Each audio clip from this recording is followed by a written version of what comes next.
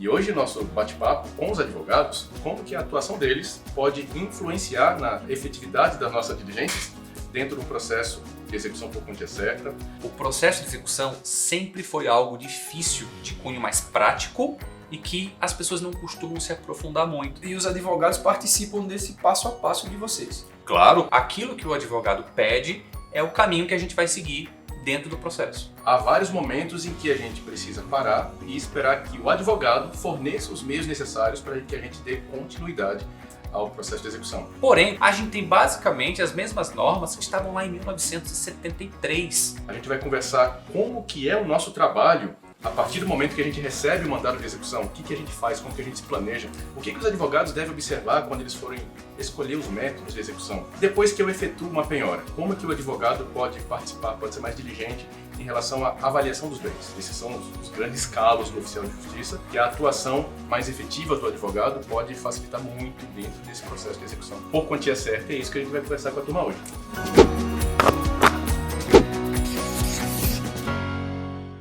Bem-vindos à Escola de Oficiais. Lembrando que nós somos um canal dedicado à atuação dos oficiais de justiça. E todas as segundas-feiras estamos com lives ou com podcasts. Então, se você é novo aqui, se inscreve no canal, curte, compartilha e nos acompanha semanalmente. E para você que já está aqui semanalmente, seja muito bem-vindo mais uma vez. Hoje eu estou aqui com meus amigos Mauro Faião e Daniel Faião, e nós iremos conversar e dar continuidade sobre o papo dos advogados. Então hoje, os oficiais e os advogados, execução por quantia certa. Vai matar o povo e vai receber quanto? Quantia certa. É engraçado esse nome, né? Execução.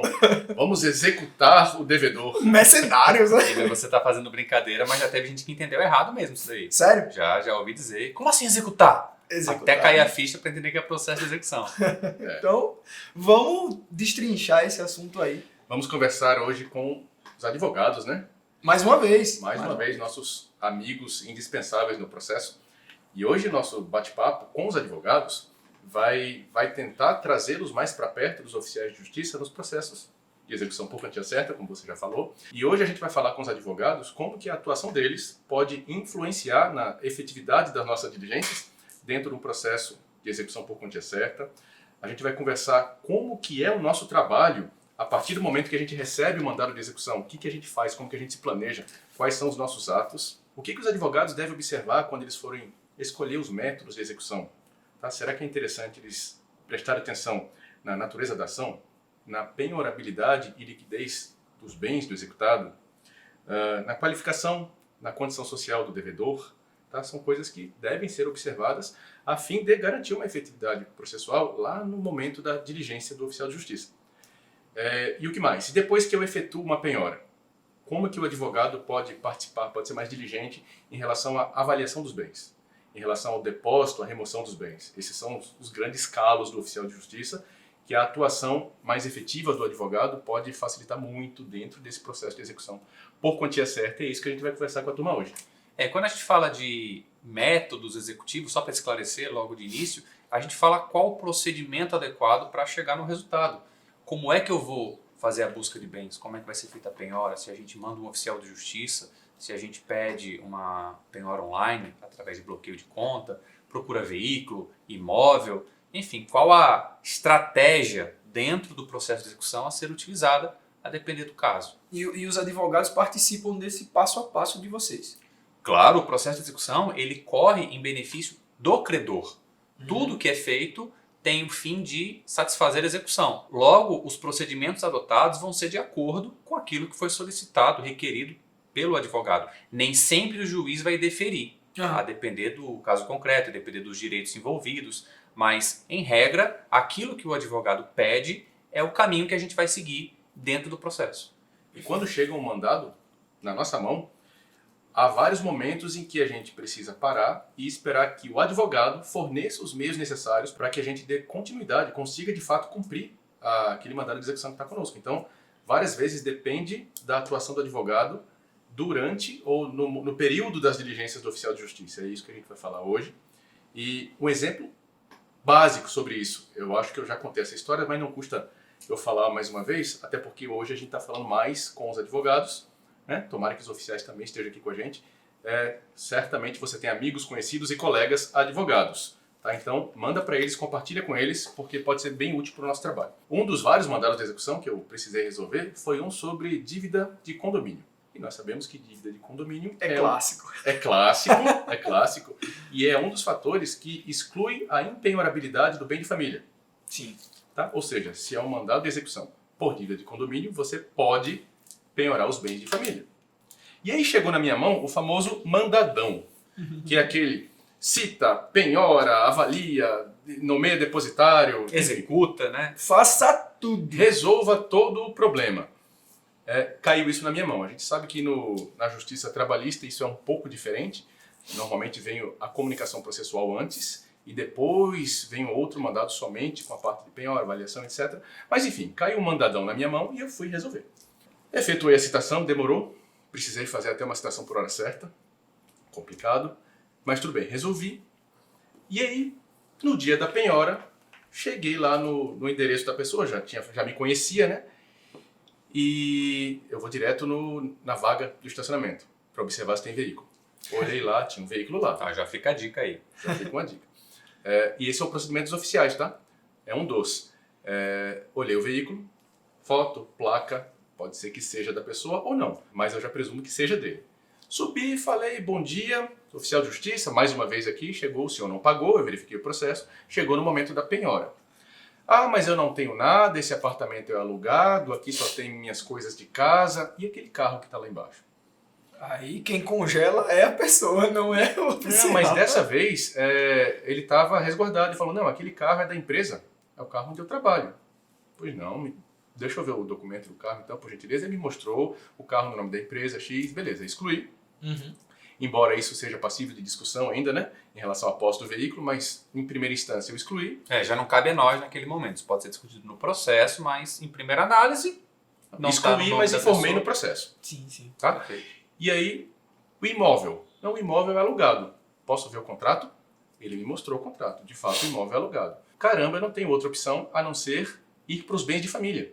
A gente fala não tem outra opção porque penhorar bem de família é penoso. A gente tem que entrar na casa da pessoa e começar a olhar televisão, ar-condicionado, geladeira, cama, tudo aquilo que está ali no imóvel deles. É um constrangimento, acho que por ambos os lados, né? Para ambos os lados. Você envolve toda a questão de privacidade, intimidade, e não é só o devedor que mora ali. Você tem a família, tem cônjuge, filhos, você precisa entrar nos quartos. A gente vai entrar ainda nesse mérito, não vou atrapalhar a história do Daniel. Mas foi o que eu fiz, e é ordem judicial. Eu devo evitar na medida do possível, porém eu devo cumprir uma ordem judicial. E como o Mauro falou, por coincidência estavam lá a mãe e a criança. Aí o pai, meio sem jeito, falou, olha, fica ali naquele quarto, estou aqui com o rapaz. O rapaz, eu acho que não queria deixar a esposa entender que era oficial de justiça, não sei. Não entrei nesse mérito. E aí comecei a olhar para a sala do cara, olha, aquela televisão, foto da televisão, da marca, referência, a nota. Está funcionando? Liguei para ver, beleza, televisão. O sofá. Como que eu vou caracterizar um sofá? Hoje tudo é fotografia, tá, gente? Não existe nenhuma penhora, nenhum relatório, nem nada sem uma fotografia. Foto do sofá, tantos lugares, cor, tal, aparentemente em bom estado. Geladeira, ar-condicionado e por aí fui. Dá para ter uma ideia aproximada de valores, né? Falei, olha, eu acredito que pelos bens que estão aqui penhorados, eu não havia feito a avaliação ainda. Eu acho que o valor já deve estar próximo. Vou voltar, vou fazer a avaliação, fazer minhas pesquisas e tal, vou voltar e eu faço a intimação do senhor. Por enquanto está tudo penhorado. Fui para casa, pesquisa, internet, um tempão, depois relatório fotográfico, caramba, um monte de coisa para contextualizar toda aquela diligência, aquela penhora, aquele relatório, aquela avaliação. E eu voltei mais uma vez para fazer a intimação do executado, olha, estão penhorados esses bens conforme esse relatório fotográfico, o senhor não pode vender, abrir mão. A propósito, o senhor é o depositário desses bens, porque o autor não me procurou, não entrou em contato comigo à época, não falou se tinha interesse de remover já os bens de cara ou não. E assim eu fiz. Devolvi o processo, tudo bonitinho. Resultado, por curiosidade, eu fui dar uma olhadinha no processo uns dias depois. Quando dá trabalho, a gente costuma olhar, né? Para ver se a diligência foi efetiva ou não. Olha, lá do início, desde que eu recebi o mandado, eu fiz pelo menos 5 diligências, contando no processo de comunicação processual. Citação, com hora certa, aquela coisa toda. Pelo menos 5 diligências. No final da história, chegou a petição do autor dizendo assim, ó, eu não tenho interesse em bens de família. Motivo pelo qual eu abro mão dos bens penhorados. Nossa senhora, depois de trabalho todo que o oficial teve. E o que a gente pode tirar como moral da história? Se os nossos colegas advogados, porventura, colocam na petição inicial, já lá no início, dizendo assim pra gente, ó, não tenho interesse em bens de família. Olha como esse procedimento nosso poderia ter sido muito mais efetivo. Total. Por exemplo, fui na casa da pessoa, o veículo que eu encontrei não era dele, ele me mostrou um contrato de aluguel, o imóvel também não é dele, só encontrei bens de família, porém, como a parte autora não tem interesse, deixei de efetuar a penhora e devolvo. O mandado comigo teria sido muito mais rápido, eu não teria feito uma ação, um ato inútil, a gente chama de ato inútil mesmo, deu trabalho inútil. Eu poderia estar atuando em outros mandados, o autor já poderia ter tomado outras providências. Enfim, fica aqui uma história de um exemplo muito simples de como o advogado ele pode sim atuar de forma muito efetiva nesses processos de execução. Seja não só indicando os bens que ele quer, mas também indicando os bens que ele não quer. Perfeito. E esse exemplo já adianto, é o mais comum, é o clássico que nós temos. São os bens móveis da residência, os bens móveis da empresa, os bens móveis em geral, que na escala preferencial está bem mais abaixo de outros bens e que normalmente tem pouca liquidez. Normalmente os credores não se interessam. Se essa informação já vem no início, né? E via de regra, quando estão dentro de uma residência, né, eles são impenhoráveis. Nesse caso, especialmente em condomínios, é uma exclusão da impenhorabilidade, onde a gente deve ir mais a fundo ainda nos bens da pessoa, nos bens de família. Até porque também você não tinha como penhorar nem o carro nem a casa, né? Pois eu não encontrei nada. A única coisa que eu encontrei foram esses bens. E eu não posso deixar de penhorar só porque eu não estou afim ou só porque dá trabalho. Eu sou obrigado por lei a penhorar. E é uma ordem, né? É uma ordem. Imagina se eu não penhoro. Olha, eu encontrei lá alguns poucos bens de família que eu acho, e eu vou chutar aqui numa linguagem comum, tá? O valor deles é muito pequeno em relação ao valor da ação. Será que esse advogado lá pra frente não vai chegar assim, ó, o oficial encontrou um monte de bens lá, com ordem judicial, e não penhorou? Por que ele não penhorou? Eu sou obrigado a efetuar essa penhora. Tá? E se eu não fizer, eu devo justificar todos os motivos pelos quais eu não penhorei. Entendi. E isso já me leva a duas coisas que a gente também vai discutir aqui hoje, né? Essa crise de inefetividade do processo, né? O processo acaba não andando porque não foi dito antes que não tinha interesse em um exemplo em bem de família. E nem é só isso, Cleiton. Você falou a palavra certa, crise. O processo de execução sempre foi algo difícil de se lidar. As pessoas não gostam do processo de execução. Não é algo que mexa com o direito propriamente dito. Quando se estuda o processo civil, o processo de execução está lá no final. As partes não têm conhecimento, às vezes, da prática de como proceder para chegar nesse resultado. O que se estuda muito é o direito e como conseguir a declaração desse direito, como conseguir uma sentença judicial. Mas a execução propriamente dita é algo de cunho mais prático e que as pessoas não costumam se aprofundar muito. É claro que tem aqueles que fazem isso, a gente tem toda uma questão tecnológica envolvida hoje, a gente tem uma evolução tecnológica que vai auxiliando no procedimento executivo, a gente vem vivenciando uma explosão tecnológica hoje em todos os sentidos, seja na comunicação eletrônica, seja no trabalho remoto em geral, videoconferência, toda a sociedade se adaptou a isso assim, ó, rapidinho. Foi obrigada a se adaptar. Foi obrigada. Pesquisa patrimonial, que está muito em alta hoje essa discussão, né? Pesquisa patrimonial já vem ao longo do tempo acontecendo, tanto pelas secretarias quanto por oficiais de justiça, a gente vai mencionar isso já já, só que esse momento da pandemia, ao que parece, não trouxe tanta evidência da importância da tecnologia no processo de execução. E por que a gente diz isso? A gente tem um código de 2015, que é um código moderno, código de processo civil com diversas alterações, porém, quando a gente vai para o procedimento executivo, que basicamente são dois, é o cumprimento de sentença e a execução de título extrajudicial, a gente tem basicamente as mesmas normas que estavam lá em 1973. Meio século, velho. Eu ia dizer 50 anos, mas meio século é muito mais, né? É verdade, a gente tem muita evolução, muita coisa que mudou, a gente tem previsão de penhora de ativos financeiros, que é o uso do Cisbajude ou do Bacen, que é o antigo. Existe essa previsão? Existe, mas quando a gente olha no procedimento de execução mesmo, que é o início da execução do título extrajudicial ou o cumprimento de sentença, nos dois casos a regra é a mesma, expedição de mandado de penhora. A previsão legal é essa, expede-se o mandado para o oficial de justiça. E aí eu já vou deixar logo uma pergunta aqui agora, é o meio mais efetivo? O Daniel acabou de dar o exemplo, eu não preciso nem explicar. Mas é a previsão legal. E a previsão legal acaba engessando a gente um pouco. Estou até já me adiantando para a parte legislativa, mas eu acho importante integrar com o contexto atual. E o que acontece é que as pessoas se apegam muito ao conteúdo literal do Código de Processo Civil. E se esquecem que existem vários direitos, várias garantias, outros métodos para que se atinja o resultado efetivo, que são métodos que a gente vai discutir e vai ver o que é melhor de se fazer. Quais são esses métodos que você acabou de citar? Antes dele falar dos métodos, tem 2 métodos que a gente não deve se ater, mas é o que a gente vê na maioria dos casos, que são modelos. Modelos. O que a turma adora usar? Isso é uma crítica construtiva, tá, pessoal? Para vocês pararem e darem uma pensada assim. Porque cada caso é um caso. Então, modelo de petição inicial. Usa o modelo de execução. Aí a gente sai do âmbito dos escritórios de advocacia e vai para os juízos. Modelo de mandado de execução.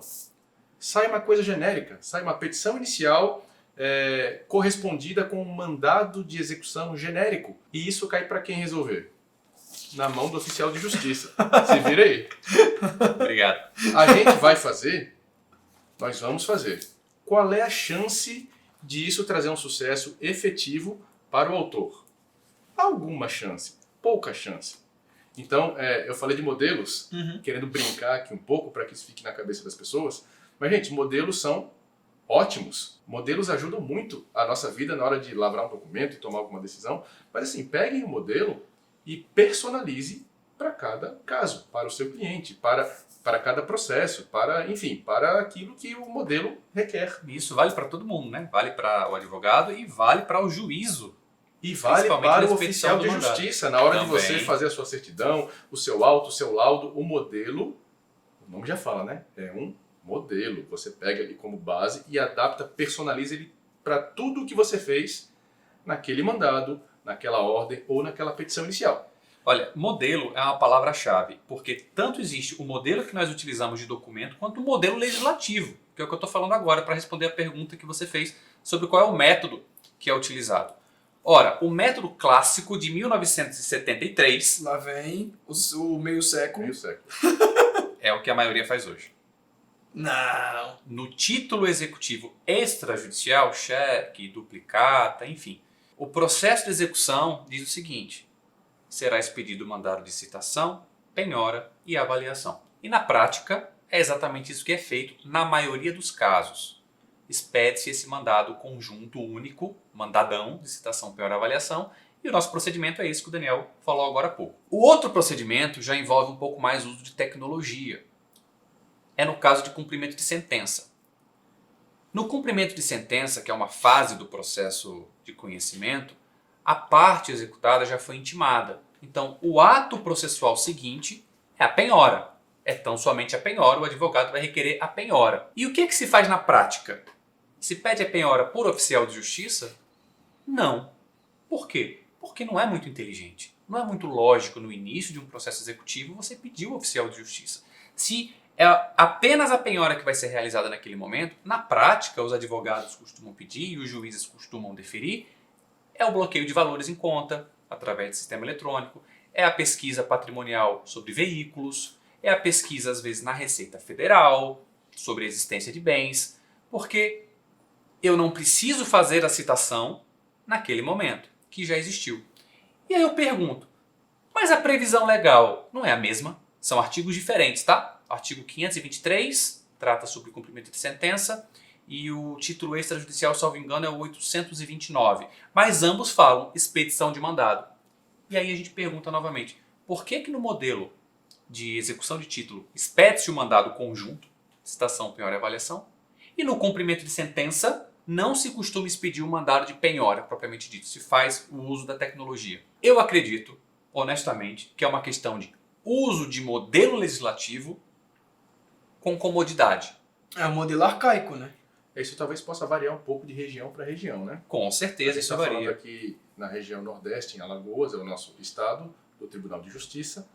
Pode variar isso na Justiça Trabalhista, na Justiça Federal. pode variar um pouco, o que a gente está trazendo aqui é o que é de uma forma muito genérica. O que a gente está trazendo é um dos modelos utilizados. Tá? A gente tem o primeiro, que é a expedição do mandado, a gente tem o segundo, que é o uso da tecnologia imediato, e a gente tem o terceiro. E o terceiro modelo é algo que eu falo com um pouco de emoção, com carinho, propriamente dito. Você tá aprendendo a atuar comigo, não tá, velho? Porque é uma coisa linda, em que mentes brilhantes tiveram uma ideia, e eu não estou ironizando, mentes brilhantes mesmo, tiveram a ideia de fazer o seguinte.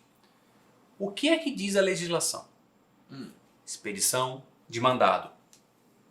Vamos expedir o mandado conforme a lei, conforme a literalidade da lei. Perfeito. O que é que diz o bom senso e a sociedade moderna? Vamos usar a tecnologia. Como é que eu realizo uma penhora? Cleiton, você é oficial de justiça. Como é que você realiza uma penhora? Utilizando um mandado de penhora que você recebeu, junto com a tecnologia disponível. Sistema? Sistema.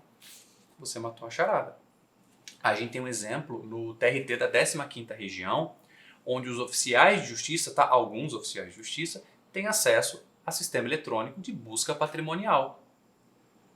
Ora, realizar a penhora, fazer a busca e constituição de bens, não é uma das principais atribuições do oficial de justiça? Qual é o outro servidor do judiciário que tem a função de realizar penhora como uma das atividades? É o oficial de justiça o servidor especializado no processo de execução.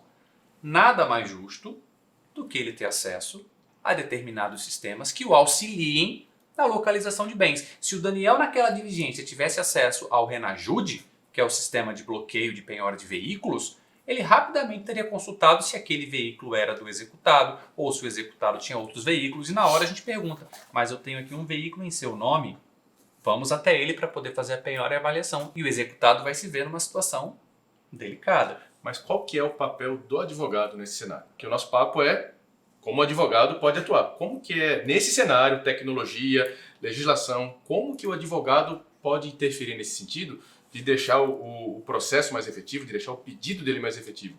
Eu fiz a pergunta que é um pouco retórica, porque o advogado ele pode ir lá na sua petição pedir, requerer. Olha, eu quero primeiro que você busque aqui. Mas como que isso é mais efetivo? De forma bem resumida, é entender o contexto e escolher o método executivo adequado e, se possível, com o uso da tecnologia. Porque o que acontece quando a petição vem genérica ou a decisão vem genérica? A gente tem uma completa inversão dos princípios do processo de execução, dos direitos envolvidos, da efetividade do processo. A gente pega a ordem preferencial, que eu vou mencionar já, que tem a ver com a liquidez dos bens, e coloca ela de ponta cabeça. Se eu vou com o oficial de justiça logo de cara efetuar uma penhora e eu não observo isso, eu não peço de forma diversa, eu vou em busca de bens móveis na residência. E eu já pergunto logo, são esses bens que o credor quer? Ele quer uma geladeira, um sofá, uma cama? Ele quer um ar-condicionado? Normalmente não, porque a liquidez desses bens é muito baixa. Normalmente não. Existem casos em que sim, em que a gente não tem informação nenhuma e o jeito é fazer isso, tudo bem. Mas essa não é a regra. Então se a gente percebe que não escolher o método executivo correto vai trazer realização de atos inúteis, não vai garantir a razoável duração do processo, vai ter uma completa inversão na ordem preferencial que resulta na iliquidez dos bens penhorados, a gente vai ter uma violação na intimidade, na privacidade, mais uma vez, conforme o exemplo que o Daniel deu, invadindo a vida do cidadão sem necessidade, e a gente precisa separar uma coisa aqui. Uma coisa é invadir a privacidade e a intimidade porque aquilo é necessário, porque eu não tenho outras ferramentas. Outra coisa é isso ser feito pelo Estado de uma maneira inefetiva para indiretamente deixar a pessoa constrangida no sentido literal da palavra, ficar constrangida, envergonhada, não querer mais que oficiais de justiça vão à sua residência e dar um jeito de pagar. O objetivo não é esse. O objetivo é satisfazer o crédito da maneira mais efetiva possível. Pelo que eu entendi, a resposta para a pergunta do Daniel é: o advogado ele ele traça a estratégia para que o processo possa caminhar. Perfeito. O advogado tem que traçar essa estratégia. Na prática, quando não existe essa estratégia do advogado, do juízo, ela cai nas mãos do oficial. Porque nós, como servidores do juízo, temos que observar todos esses direitos e princípios do processo executivo. Eu preciso realizar a menor quantidade de atos possíveis, o meu ato tem que ser efetivo, eu não posso penhorar algo fora da ordem preferencial da penhora se eu tenho outro bem disponível. Mas como eu vou saber se eu tenho outro bem disponível? Eu preciso ter acesso à tecnologia. Por isso que esse terceiro modelo, que eu dei de exemplo, me emociona muito, porque oficiais têm acesso a ferramentas e isso é excelente para o credor. É excelente para o advogado, porque traz efetividade. Mas vamos trabalhar com a hipótese que isso não existe, para responder agora a pergunta do Daniel. Em regra, não existe, tá, esse acesso a ferramentas pelo oficial de justiça. É muito remoto, né? Está na vanguarda pela Justiça do Trabalho. Mas nós temos as ferramentas. A gente tem o Bacenjude, que agora é o Cisbajude, é o novo para penhora de ativos financeiros e valores em conta. O Renajude, que é para penhora e localização de veículos. O Infojude, Sistema da Receita Federal, que é para localização de bens móveis, declaração de bens em geral. Isso tudo os advogados sabem. O juízo sabe disso. E qual é o modelo que eu vou escolher no meu processo executivo? Aí eu preciso levar em consideração diversos fatores.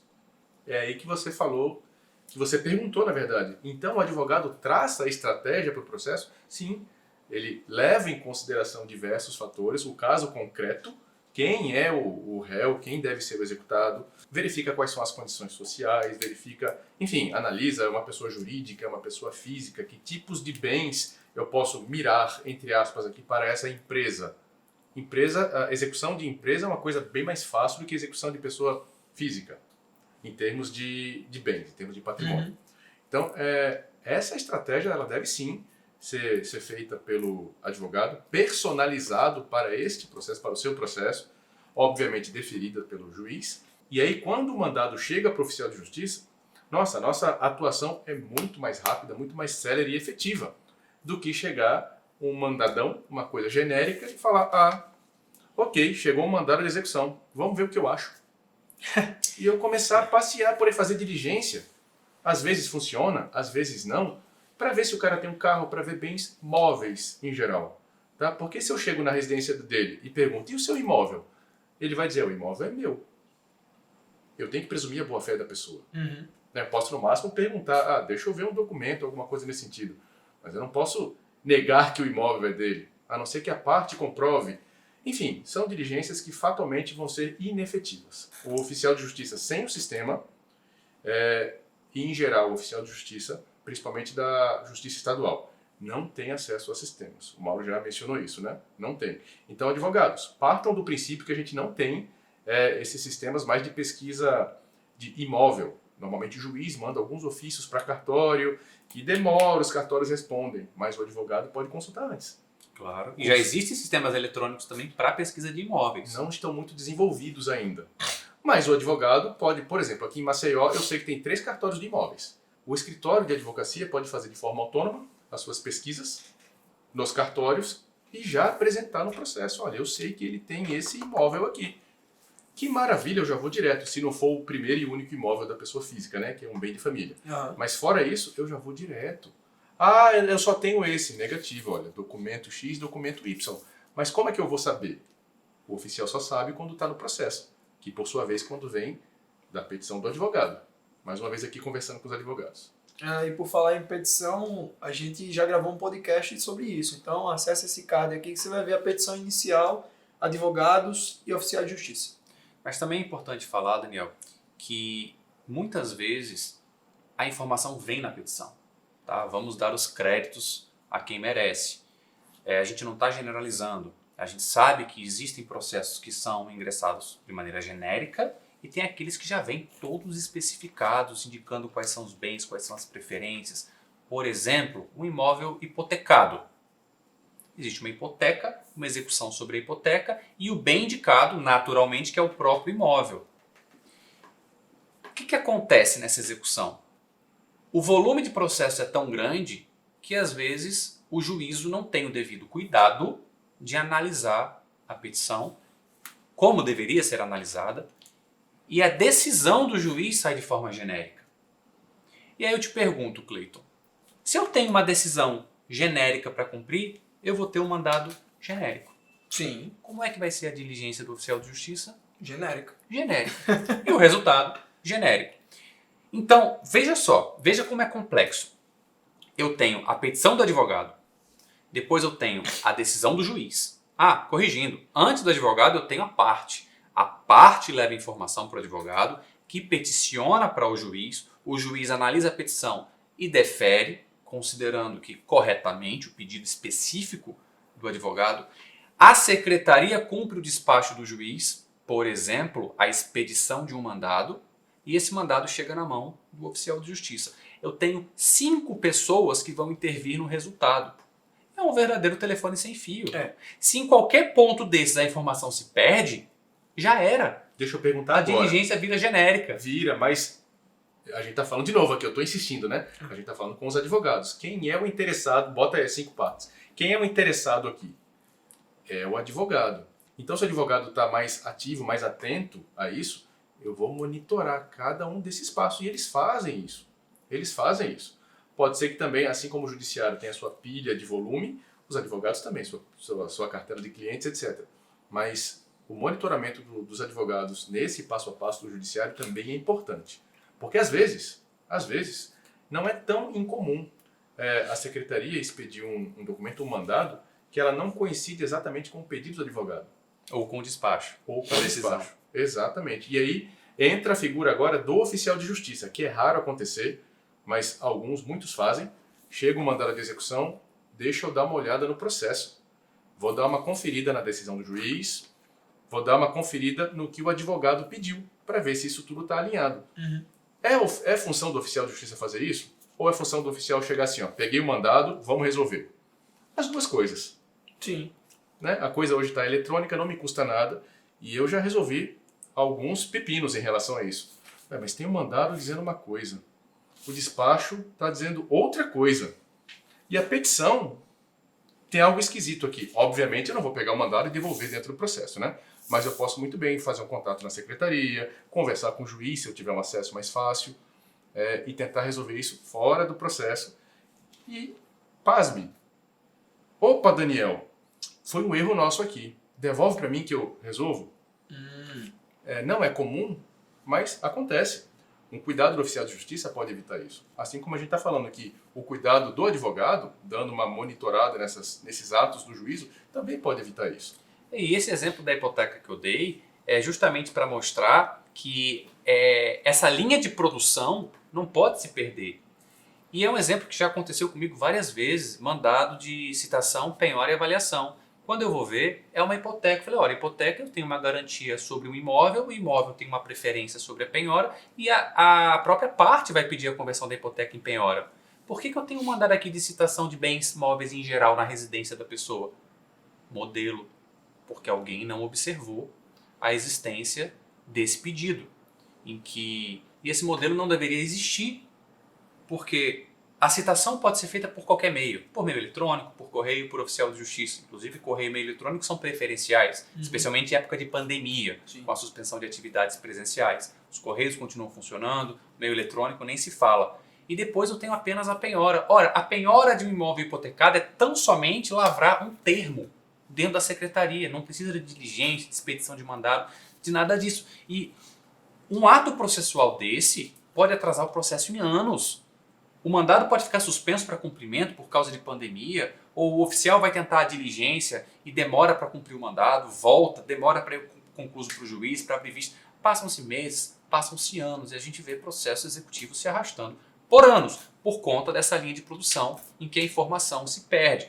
Então, a gente está falando aqui da petição do advogado, que não só o cuidado que ele tem que ter na hora de escolher os meios de execução, como também acompanhar a regularidade do processo, porque infelizmente essas informações se perdem e quando chega na hora da penhora, nem sempre chega conforme o advogado requereu. E aí, havendo essa cobrança da advocacia, da própria OAB, essa situação vai melhorando. A gente cobra, porque nós sentimos na pele a inefetividade do processo de execução. É o nosso suor, é o nosso trabalho, é a nossa vontade de querer produzir, de ter efetividade, que a gente acaba não vendo o resultado. E se a gente inverte a ordem, coloca a ordem ideal, a tentativa de penhora na ordem correta, na ordem efetiva de maior liquidez, na hora que chega na mão do oficial de justiça, seja com recursos eletrônicos ou não, A gente sabe que aquele é o momento correto e eu preciso me esforçar ao máximo e que o meu esforço vai ter resultado. É diferente de pegar esse mandado de execução que o Daniel pegou e grande quantidade dos colegas pegam, e a gente sabe que vai ingressar na casa da pessoa, vai fazer penhora de bens da residência, vai invadir a privacidade, vai fazer tudo aquilo e sabe que a grande chance é de todo esse trabalho, toda essa violação de direitos, essa inversão de valores, não vai ter resultado. E o nosso sentimento na hora é assim, ó. Eu tô com esse mandado de execução. Eu sei o que eu preciso fazer. Eu vou fazer tudo o que eu preciso. Eu vou entrar na casa do cara, eu vou tirar foto, eu vou olhar todos os cômodos, eu vou listar todos os bens, tudo aquilo que eu já falei. Mas no final, o autor vai abrir mão. Mas eu sei que eu tenho que fazer isso. Eu já vou assim, ó, tá bom, eu estou cumprindo aqui, é uma ordem, a ordem judicial, é a minha função, é o meu trabalho, eu preciso fazer, de fato eu tenho que fazer. Mas eu sei que isso aqui não é nada efetivo, vamos lá. Esses aqui que estão me esperando, espera mais um pouquinho que eu preciso me dedicar aqui. E infelizmente é assim, porque esse é o nosso modelo, e a gente está tendo esse bate-papo aqui, a gente está falando de pandemia, falamos algumas vezes, né? A gente está gravando esse vídeo em julho de 2021, então a gente está batendo esse papo aqui para tentar puxar os advogados um pouco mais para perto, de forma que eles conheçam com mais detalhes como que é o nosso trabalho e como que o trabalho deles pode entrar mais em sintonia em função do nosso e o nosso em função do deles. Enfim, alinhar um pouco mais essa história para que a gente deixe de ter esse sentimento, poxa, eu estou fazendo um trabalho aqui que vai ser inútil. E para que a gente traga resultado para o processo e para que traga um resultado satisfatório, efetivo para o advogado. A gente bate muito na tecla, efetividade, porque é esse o nosso trabalho, não é assim, o nosso pensamento não deve ser, sou um servidor público, então eu devo andar em marcha lenta. Não, sou um servidor público e preciso ser efetivo, preciso ser eficiente. Senão a coisa não funciona, né? E quando você fala sobre essa efetividade, isso me remete diretamente ao fato de que você vai fazer uma diligência como essa, de que você já sabe que a coisa não vai funcionar, já é frustrante. Você vai lá, tô fotografando, tô avaliando tudo, tô escrevendo aqui, mas eu sei que não vai dar em nada. É frustrante, eu imagino isso, né? E o nosso, nesse exemplo, tá? Isso aqui é um exemplo de vários cenários. Nesse exemplo, a nossa preocupação é mais com a forma e não com o resultado, porque o resultado já é presumível, não é certo, mas é presumível. Então o que eu posso fazer agora? Apresentar um resultado legal no processo. Como é isso? Um bom texto, um bom auto, um bom relatório, boas imagens, uma avaliação legal. Tá lá, o trabalho do oficial de justiça é esse, está muito bem feito. Vai satisfazer? Provavelmente não. Mas o Daniel perguntou sobre o que o advogado pode fazer para observar esses meios executivos mais adequados. A gente já deu alguns exemplos aqui, mas eu gosto muito de falar de legislação. Então, a primeira coisa que a gente tem que fazer é observar a legislação e não só a lei, o ordenamento jurídico. E a gente tem uma porção de princípios e direitos que envolvem o processo de execução. A gente tem direitos fundamentais, a gente tem a razoável duração do processo, direito de intimidade, privacidade. Nós temos direitos processuais propriamente dito, que é a ordem preferencial da penhora. A gente tem direito à impenhorabilidade de bens de família. Enfim, a gente não vai se aprofundar aqui, a gente já discutiu bastante isso em outro vídeo falando sobre penhora. Então, quem quiser se aprofundar um pouco mais sobre esses direitos, princípios e questões processuais, acesse o card aqui em cima, que lá a gente fala bastante sobre isso. Mas eu preciso resumir aqui, que é o que interessa para o advogado. A parte credora, ela quer o resultado. Ela não está muito preocupada com os direitos do devedor, ela está preocupada com os seus direitos. E o que a gente pode trazer aqui dentre esses que eu mencionei, que eles precisam observar? A primeira coisa que precisa ser observada. Primeiro, a ordem preferencial da penhora. Está previsto no artigo 835 do Código de Processo Civil. E ele não está lá à toa. Ele está lá porque o legislador já entendeu quais são os bens mais interessantes, quais são os que têm maior liquidez. Então, de uma maneira geral, qual é a ordem preferencial que é bastante lógica? Dinheiro, que é a preferência absoluta, segundo a maior parte da doutrina, você não consegue substituir por outros bens quando você tem uma penhora de dinheiro. Depois a gente tem veículos, que tem uma liquidez muito alta, imóveis e, em quarto lugar, dentre alguns outros bens, nós temos os bens móveis em geral, em quarto. Então nada justifica no início de uma execução começar pelo quarto. Né? Inclusive que pode estar no quarto do devedor, esses bens. Pois é. Veja, por isso que a gente discute aqui, que a gente não pode observar somente a literalidade de alguns dispositivos, a gente tem que observar todo o ordenamento jurídico. E essa observância pelo credor, pelo advogado, vai trazer efetividade, vai trazer satisfação do crédito, com mais agilidade para ele próprio. E além desse, né, da ordem preferencial, a gente defende muito também a questão da impenhorabilidade. Existem diversas garantias do devedor. A gente sabe que o processo de execução se arrasta muitas vezes porque a quantidade de direitos e garantias que impedem uma execução efetiva é muito grande. Mas a gente tem que trabalhar com isso. Existe no ordenamento jurídico brasileiro e a gente tem que respeitar. Uma delas é a impenhorabilidade. Não adianta eu pedir penhora de bens impenhoráveis. Eu preciso buscar primeiro aqueles que podem satisfazer a execução, os bens penhoráveis. Eu preciso entender quais são os bens penhoráveis e quais são os bens impenhoráveis. Os oficiais de justiça entendem, porque é isso que a gente faz no dia a dia. Os advogados entendem, mas muitos negligenciam. E só vão perceber o que é penhorável ou não lá na frente, depois de 1 ano, 2 anos, 3 anos, 4 anos, depois Quando de o processo embargos. dá uma parada. E o advogado vai ver, por que está parando? O que aconteceu com o processo que não andou? Então, impenhorabilidade é um dos assuntos que a gente já conversou. De forma resumida, a gente tem que entender o que é penhorável antes de pedir, para não pedir aquilo que é impenhorável. O que eu posso penhorar em geral? Bom, eu tenho que olhar a matéria. É ação de alimentos? É condomínio, como o Daniel já falou? IPTU, que não vem ao caso?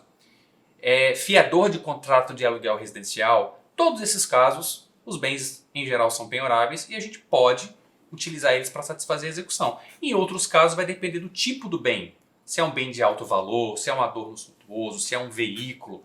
Ou seja, tendo em mente quais são os bens penhoráveis, a gente já começa com o pé direito.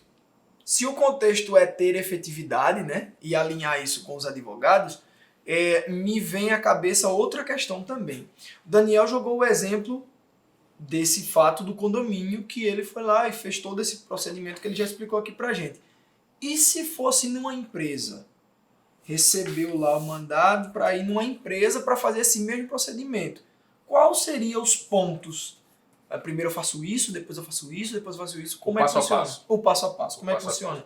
Quando o devedor é uma empresa, localizar bens é menos complexo do que quando é com a pessoa física. Justo. Porém, igualmente ilíquidos, às vezes. Sim. Aí depende do tamanho da empresa.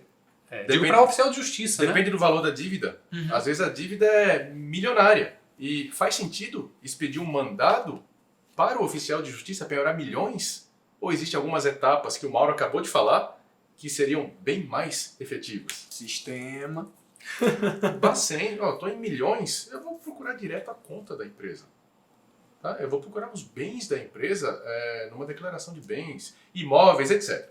Mas respondendo assim objetivamente a sua pergunta, chegou um mandado de execução para o oficial de justiça e eu vi lá que o devedor é uma empresa. Certo. Tá? Vamos lá, como é que nós faríamos?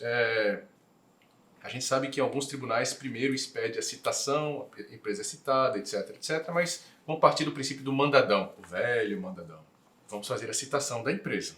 Tá? Não vamos nem aprofundar sobre citação de empresa, porque a gente já falou sobre citação, comunicação processual aqui em outro vídeo, então para a gente não misturar tudo, basta dar um cliquezinho no card que aparece aqui, que a gente trata lá sobre esse assunto. Mas a empresa já foi citada, eu faço minha certidão no sistema, aguardo o recurso de prazo e verifico se o pagamento foi feito. Normalmente o pagamento não é feito.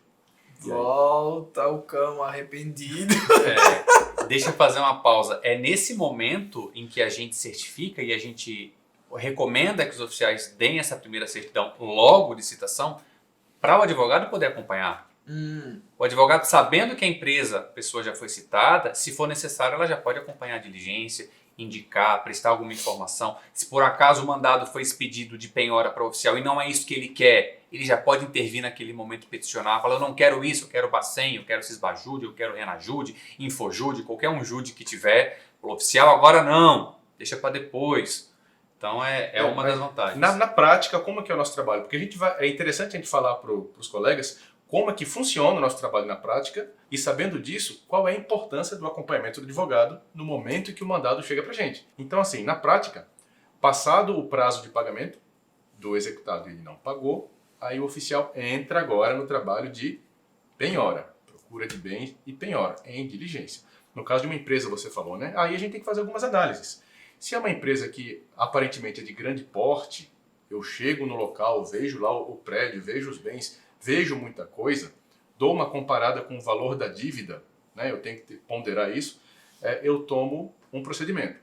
Se é uma microempresa, uma empresa menor, uma empresa individual, de pequeno porte, um negócio familiar, mas ainda uma empresa, um CNPJ, eu tenho que ter outras ponderações, como, por exemplo, eu não devo penhorar as ferramentas. As ferramentas de trabalho, né? Já falamos sobre isso, lembra? Ah, sim. Mas enfim, a empresa, ela aparentemente tem bens, tem patrimônio, tem, no mínimo, tem o imóvel, tem ali uma pequena frota de veículos, por exemplo. Eu entro, vejo ali alguns escritórios, equipamentos de informática, eu vejo o próprio produto que a empresa comercializa ou fabrica, tudo isso é passível de penhora. Tá? Como é que eu faço? Bom, eu vou chamar ali o responsável da empresa, o gerente, o proprietário, de repente a contabilidade, algum profissional que entenda, depende de quais são os bens. O próprio advogado, né?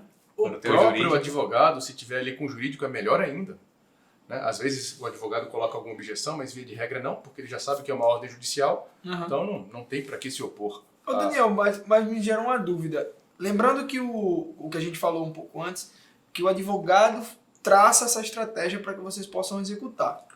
O advogado ele traça a estratégia na petição inicial. Certo. O juiz determina a ordem e com o mandado em mãos eu cumpro o mandado. Eu não cumpro o que o advogado pediu. Existe uma diferença Tá. sutil aí, tá? Perfeito, Então eu perfeito. cumpro o mandado. E o mandado diz assim, em linhas gerais: penhore tantos bens quantos forem necessários para satisfazer o valor da dívida. Certo. E coloca ali o valor da dívida. Mas a ordem do que penhorar, de acordo com o que o Mauro também falou, que está lá no Ordenamento no jurídico, código e CPC. Pronto. Esse ordenamento aí vai de acordo também com o advogado ou não? Não. Aí a gente tem que observar a ordem preferencial. Tá. Se eu, por um acaso, encontrei dinheiro no caixa do supermercado, eu penhoro o dinheiro. Se eu encontrei veículo, eu vou no veículo. Perfeito. Se o imóvel é da empresa, é da pessoa e é necessário aquele valor, eu penhoro o imóvel. Eu só vou para os bens móveis em geral, ar-condicionado, mesa, computador, lá no final. Porém, na prática, é só a isso que a gente tem acesso. Chega um Por conta momento, do sistema, né? Exato. chega um momento em que talvez os advogados não coloquem muito isso na sua estratégia, na sua petição inicial, que a gente chama de princípio da menor onerosidade. Tá? Suponha que seja uma dívida de 10 mil reais. E eu estou num imóvel que vale 5 milhões. E eu tenho um bem móvel ali dentro, que não é a minha preferência. Poxa, olha, o bem móvel não é preferência. Eu tenho que penhorar primeiro o imóvel. 5 milhões. Mas a dívida é de 10 mil.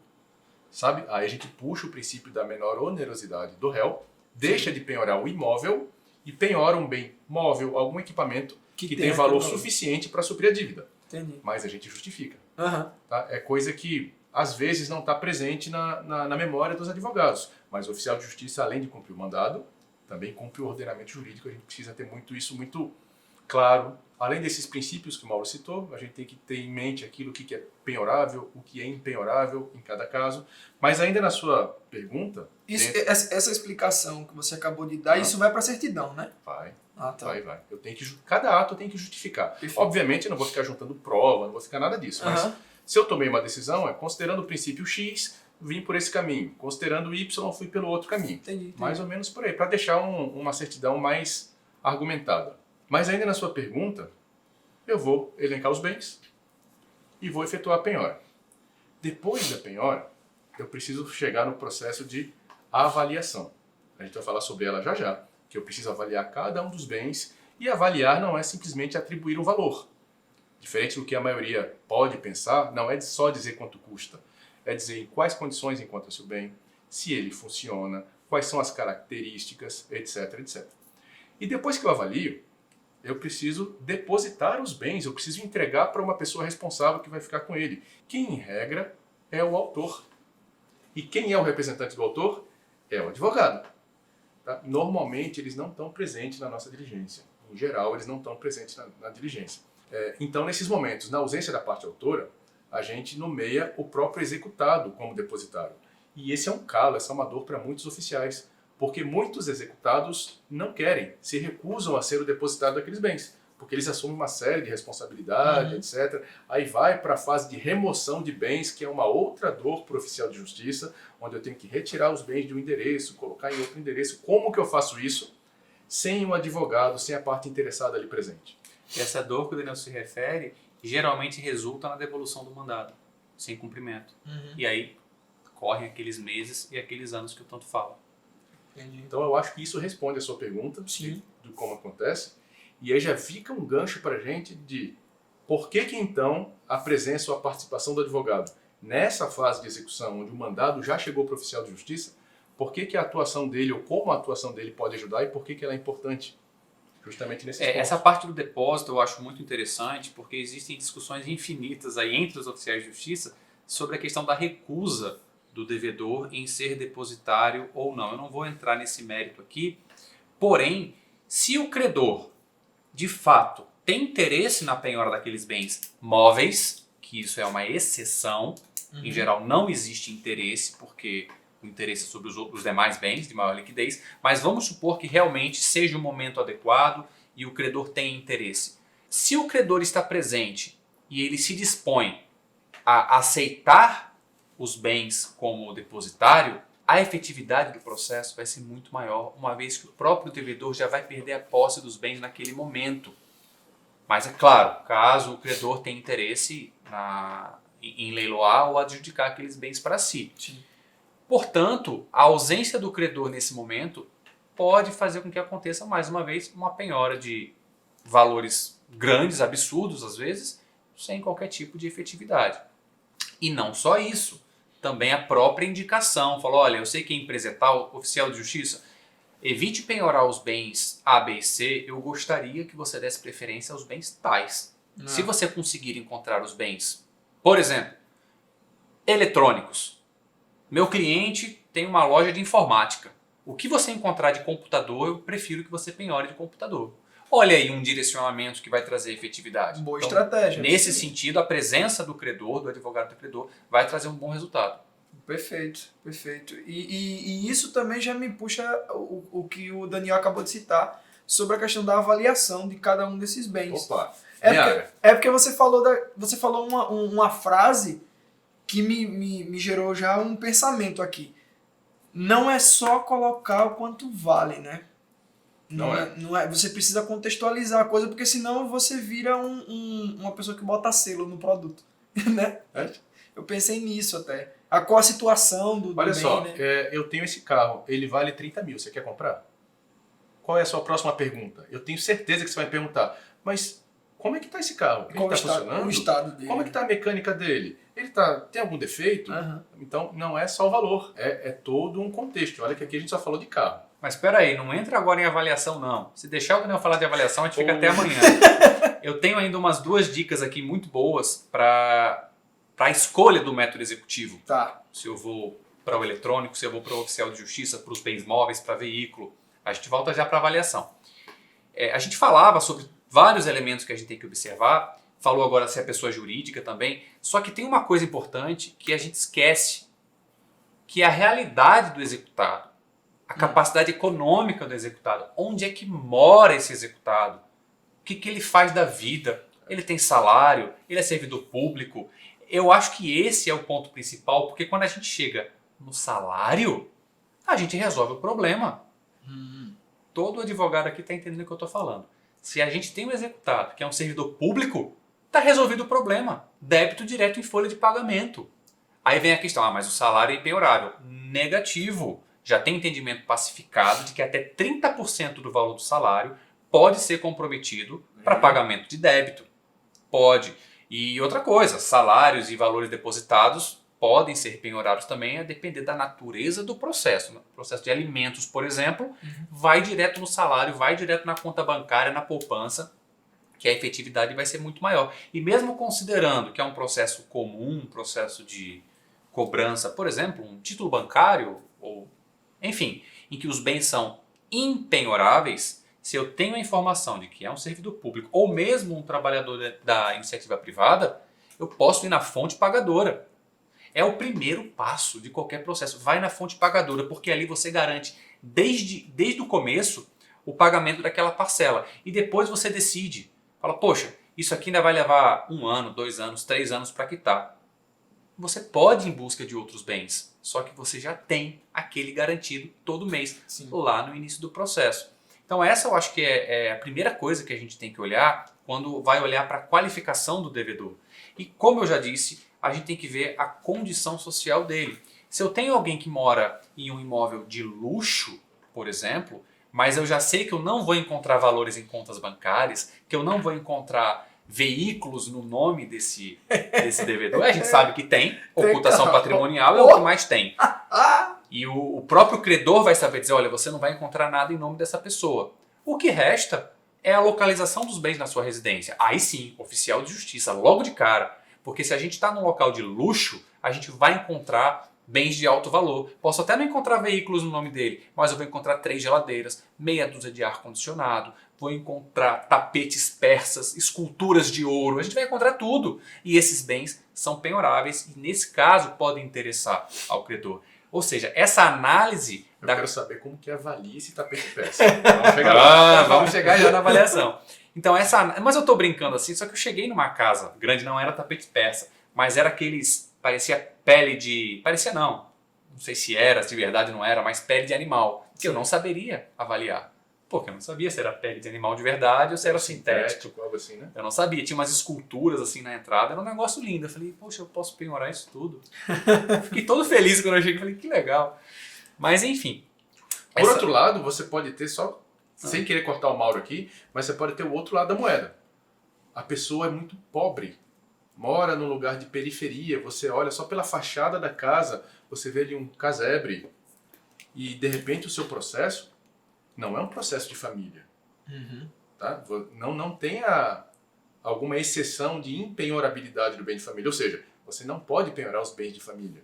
O que você vai fazer naquele casebre, naquela pessoa pobre, naquele endereço? Nem adianta ir lá. Vai fazer o que ali? Então, se os advogados já informam isso no processo, como o Mauro falou, nem adianta ir lá. Uma diligência a menos, porque eu já tenho informação no processo. Significa que o processo para menos, estaciona menos no oficial de justiça. Eu não estou dizendo com isso que me dê menos trabalho. Não. Eu estou dizendo que pular essa etapa é mais eficiente para o processo. Agora, se eu posso atuar nesse processo e trazer um resultado melhor, manda para mim que eu resolvo. E para os outros processos, é isso que eu gosto de dizer, porque o advogado ele não tem um único processo na justiça, ele tem vários. Então, se o oficial de justiça está aqui realizando atos inúteis no processo A, o processo B vai atrasar.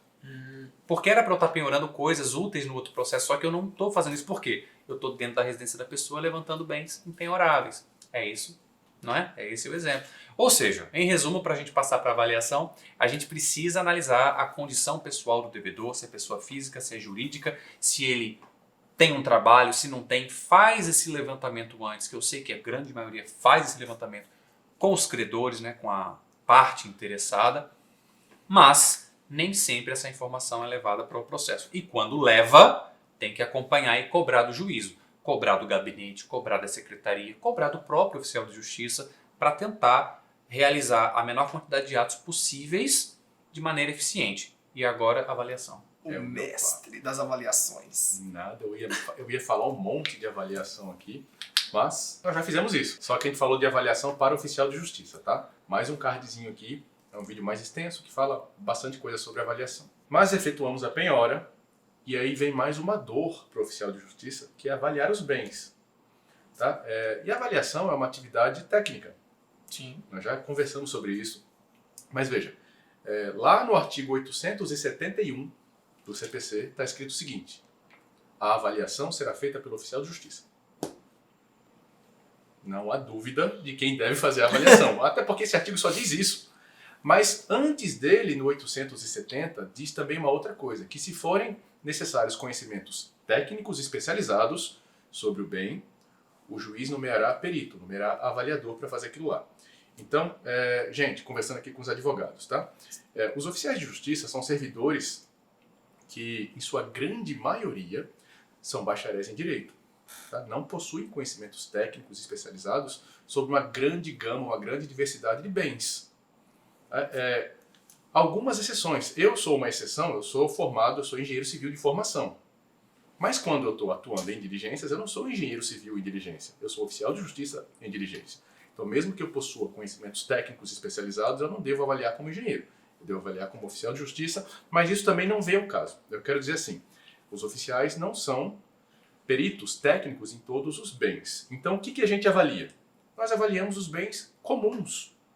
O que são bens comuns? São aqueles bens que, notadamente, corriqueiramente, você veja, é uma casa, é um apartamento, é um carro, é um equipamento de informática, algo que seja, sabe, de conhecimento comum, algo que eu vá ali na internet, impressora X, eu encontro essa impressora, encontro vários exemplos dessa impressora. Eu costumo dizer que são bens que qualquer pessoa em sã consciência conseguiria avaliar com qualidade.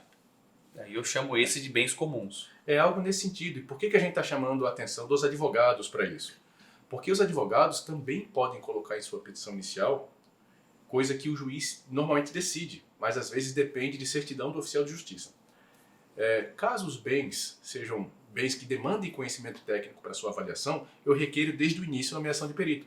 Por exemplo, porque tem muito oficial de justiça, especialmente da Justiça do Trabalho, da Justiça Federal, que eles, via de regra, lidam muito com execução fiscal, e a avaliação é uma das atribuições mais efetuadas mesmo por esses colegas da Justiça Federal e Trabalhista. Então, vários colegas já perguntaram para a gente nas nossas redes sociais. Escola de Oficiais, eu recebi um mandado aqui de avaliação de um avião e eu queria saber como que eu procedo. É sério, já teve gente que perguntou para a gente, Caraca. como que eu faço a avaliação de pedras preciosas de esmeralda? Nós somos oficiais de justiça. Olha o nome, né? Justiça e não Pois perícia. nós somos oficiais de justiça avaliadores. É um adjetivo, como Sim. se fosse um adjetivo da nossa profissão, mas assim, avaliadores de bens comuns. Tá? Não adianta. Só uma ressalva. É claro que a gente tem um pouco mais de conhecimento que o cidadão comum, porque a gente se especializa, a gente faz na prática, a gente precisa conhecer um pouco da técnica. Mas ainda assim, bens comuns. Existe um limiar aí que a gente precisa saber a diferença. Alguns exemplos de bens que não são comuns. Se eu penhorei um tapete persa, que o Mauro falou há pouco. Se eu penhorei obra de arte, pedras preciosas. E o que mais a gente pode classificar aqui como bens especiais, entre aspas, né? Passíveis de ser penhorados? Patrimônio histórico. Existe método de avaliação para avaliar patrimônio histórico. Recursos naturais. Se eu tenho uma lagoa dentro de uma fazenda, aquilo tem um valor venal. Caraca. Como é que eu avalio aquilo? Plantação, cabeças de gado. Isso é muito importante para o âmbito rural. Né? Tem uma fazenda enorme que tem uma plantação de certo cultivo, várias cabeças de gado. Quanto vale aquilo? Às vezes o oficial que trabalha em zona rural já está habituado a lidar com isso. Mas olha, uma coisa é eu chegar e pegar uma pequena área com um plantio de um único cultivo, se eu tenho alguma experiência. Mas se eu tenho uma fazenda que tem plantação, tem cabeça de gado, tem recurso natural, tem uma edificação ali no meio, como que eu avalio isso? Isso aqui no estado de Alagoas é um dos casos mais comuns de dificuldade de avaliação. É o que eu mais vejo. É imóvel rural, porque a gente tem muita criação de gado e muita plantação em Alagoas. Nas varas dos interiores é extremamente comum ter execução em que são penhoradas fazendas. E os oficiais de justiça encaram essa dificuldade e a gente vê justamente isso que o Daniel está falando. Os oficiais querem realizar a avaliação porque é uma atribuição legal nossa e a gente se depara com tenho conhecimentos técnicos ou não. Aí fica esse dilema. Às vezes dá para fazer, às vezes não dá. Vai depender da complexidade do bem. Olha, via de regra, para esses bens especiais, entre aspas, tá? Nós não temos conhecimentos técnicos. Quem é que tem conhecimento técnico, na literalidade da palavra, para avaliar alguma plantação agrícola, para avaliar gados? É o engenheiro agrônomo. Esse cara é o técnico. E aí eu posso certificar, olha, eu penhorei esses bens, porém eu não tenho capacidade técnica para proceder à avaliação. Então, de acordo com o artigo 870 do CPC, eu devolvo para nomeação de perito. Mas isso, a gente está falando aqui com os advogados, né? Isso já pode ser requerido pelos advogados lá no início, para que o oficial, e a gente sabe, a gente está falando isso porque o oficial às vezes se sente, eu não sei se a palavra é constrangido, se a palavra é amedrontado, receoso. Eu vou trazer o receoso. O oficial de justiça se sente receoso em devolver o mandado, não avaliando o bem que ele penhora. Tá? Mas eu vou trazer aqui uma analogia bem simples. Por vezes, em algumas citações, a gente se depara com a pessoa e tem a impressão que ela não tem, naquele momento, uma capacidade mental de ser citada. O que o CPC nos diz? Se o oficial de justiça perceber alguma coisa nesse sentido, o juiz deverá nomear um médico para que diga se aquela pessoa tem sanidade mental. Ora, o que o juiz está fazendo? O que o CPC está dizendo? O oficial de justiça não tem condições de avaliar se aquela pessoa tem capacidade mental. Quem que tem condições de avaliar isso? O médico. O especialista da área, né? Especialista da área. Então, da mesma forma, se o oficial de justiça efetuou a penhora de um equipamento industrial, por exemplo, quem é o profissional que deve ou que tem capacidade técnica de fazer aquela avaliação? É um engenheiro mecânico, por exemplo. Equipamento industrial faz sentido, né, ser avaliado por engenheiro mecânico. Se numa situação eu preciso nomear um médico, numa outra situação, por que eu não precisaria nomear um outro? E esse receio, de fato, ele é muito presente no nosso quadro, no nosso cenário atual em relação à avaliação. Porque, mais uma vez, a gente insistiu aqui, né? É uma das atividades principais do oficial de justiça, principalmente na esfera trabalhista e na federal. De forma bem resumida, uma das maneiras do advogado ser muito proativo nesse momento é ele colocar esse ponto lá na sua petição inicial. É ele entender, primeiro, essa visão que a gente está trazendo de que o oficial de justiça não é o especialista e a gente não está aqui jogando contra de forma alguma. A gente está querendo mostrar que nem sempre é o servidor, é a pessoa adequada para fazer uma avaliação e às vezes quando ele faz essa avaliação ela é um pouco frágil, ela pode não representar o valor real daquele bem e vai estar sujeita a impugnação. E impugnação no processo é o que?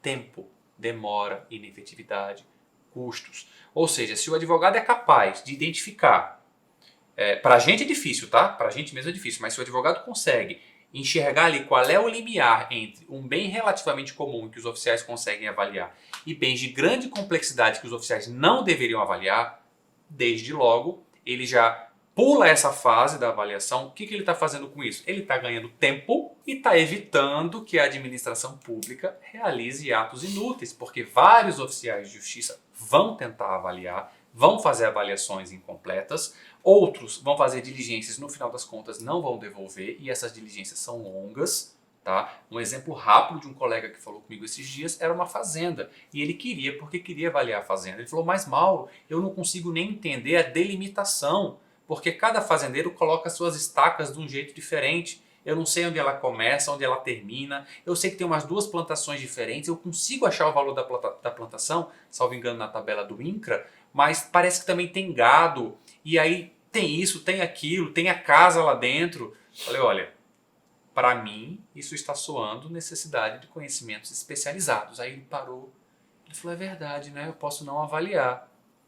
Olha só, se ele faz essa avaliação, olha o trabalho que ele vai ter, quantas visitas ele vai ter que fazer. Pode acabar fazendo errado, não é?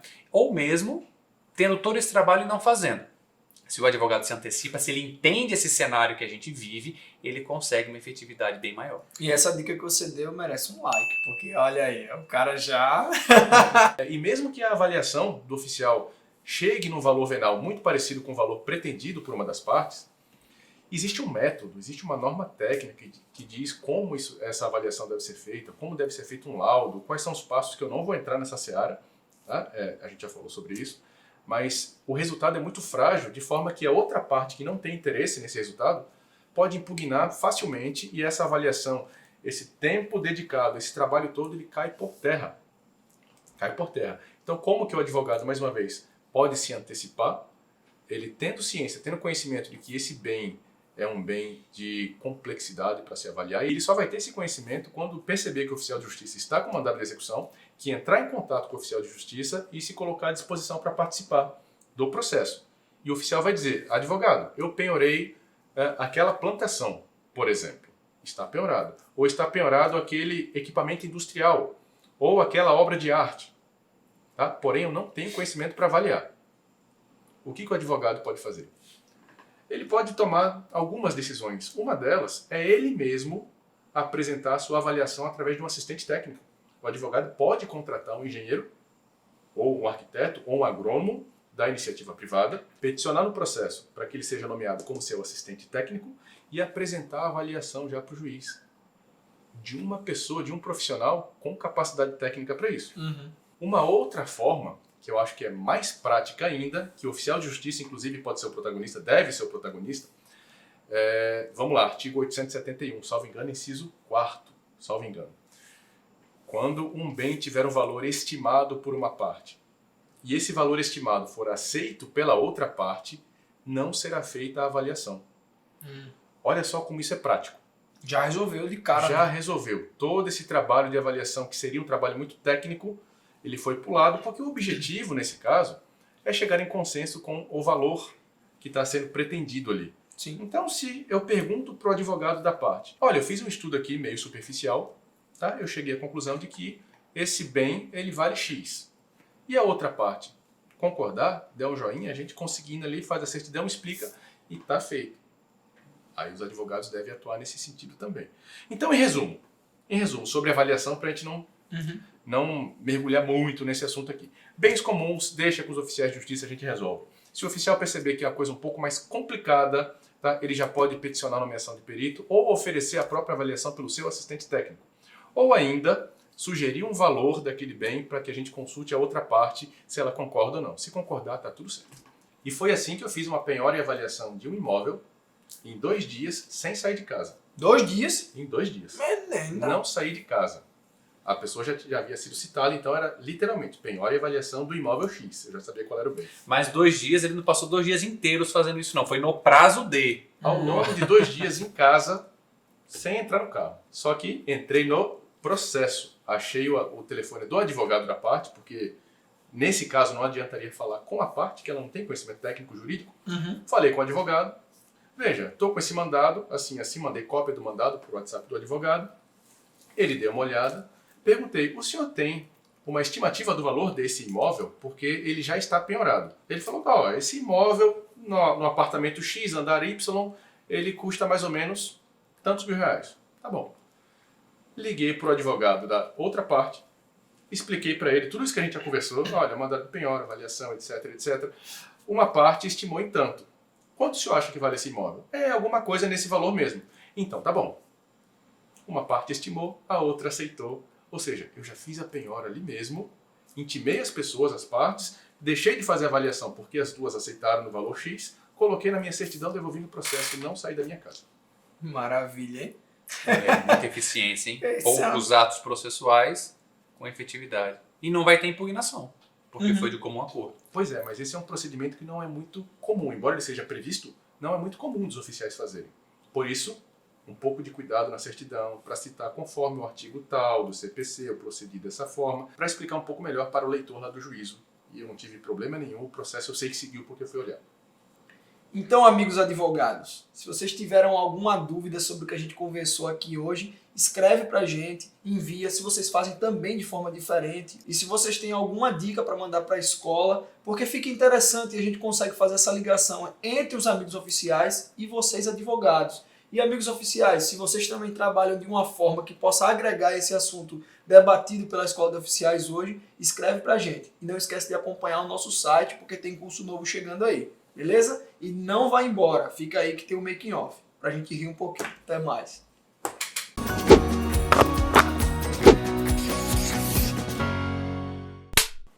Aí, Quando vibrar, temos 1 minuto. Beleza. Quando vibrar, eu aviso assim, ó.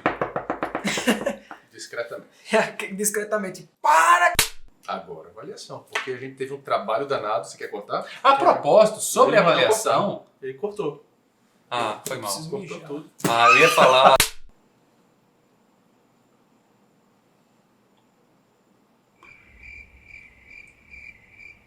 Luana, bota um grilo, por favor, nessa parte. Ele tá ganhando tempo, não é? Além de... Não é, não pode.